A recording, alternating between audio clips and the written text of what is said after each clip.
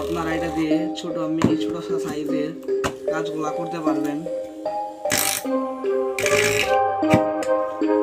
এটা লাগিয়ে নিতাম তাহলে কাটতো না। লাগাইতে চাইলে লাগিয়ে নিতে পারেন।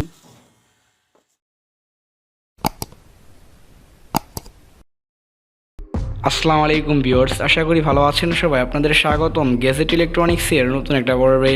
সো ভিউয়ার্স, ড্রিল মেশিন এটা কিন্তু আমরা বিভিন্ন কাজে ব্যবহার করি। তো এটা কিন্তু প্রায় সময় দেখা যায় মানুষ কিন্তু বাজার থেকে কিনে আনে। তো ছোটোখাটো কাজের জন্য ড্রিল মেশিন প্রয়োজন হলে তখন আপনারা কী করবেন? আপনারা কিন্তু মোটর দিয়ে চালিয়ে একটি ড্রিল মেশিন তৈরি করে নিতে পারেন। তো বরাবরের মতোই বিভিন্ন কিন্তু ভিডিওতে আপনারা দেখেছেন যে ড্রিল চক দিয়ে কিন্তু ড্রিল মেশিন তৈরি করেছে। তো আজকে আমি একটি ব্যতিক্রমভাবে একটি ড্রিল মেশিন তৈরি করব, আর সেটা হচ্ছে ড্রিল চক ছাড়া বলতে আমরা আজকে একটি কলম দিয়ে এবং মোটর দিয়ে একটি ড্রিল মেশিন তৈরি করব।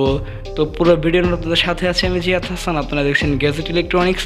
যারা নতুন রয়েছেন সাবস্ক্রাইব করে আমাদের পরিবারের একজন সদস্য অবশ্যই হয়ে যাবেন। তো ড্রিল মেশিনটি তৈরি করার জন্য আমরা নিয়েছি কলম এবং একটি ড্রিল বিট এবং একটি মোটর। তো ড্রিল বিটটি আমরা এখন প্লাস দিয়ে ধরে আমরা কিছুক্ষণ লাইটারের মাধ্যমে গরম করে নেব। আমরা এটা হাত দিয়ে ধরবো না। আমরা যদি এটা হাত দিয়ে ধরি তখন কিন্তু আমাদের হাতে কিন্তু লাগতে পারে বা পড়ে যেতে পারে, সেই কারণে আমরা এটা প্লাস এর মাধ্যমে ধরবো।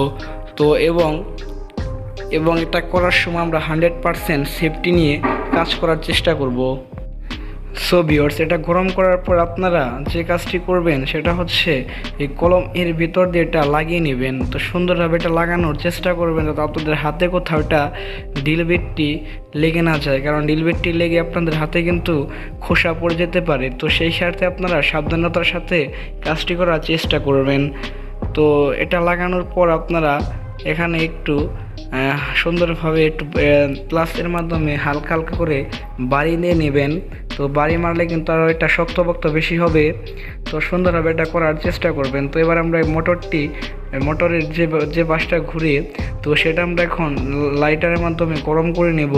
তো লাইটারের মাধ্যমে গরম করার পর আমরা এখানে কলম এর ভেতরে এই মোটরটি লাগিয়ে নেব। তো সুন্দরভাবে এটা লাগানোর আমরা চেষ্টা করব।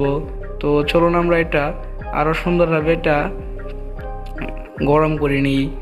তো এটা অনেকক্ষণ গরম করতে হবে। তো দেখতে পাচ্ছেন আমরা কিন্তু এটা লাগাচ্ছি এই কলম এর ভিতরে মোটরটি।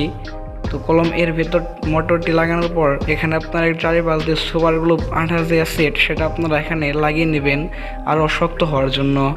তো এটা আপনারা সুন্দরভাবে করবেন, তাহলে আপনাদের কিন্তু ড্রিল মেশিনটি 100% ওয়ার্ক করবে।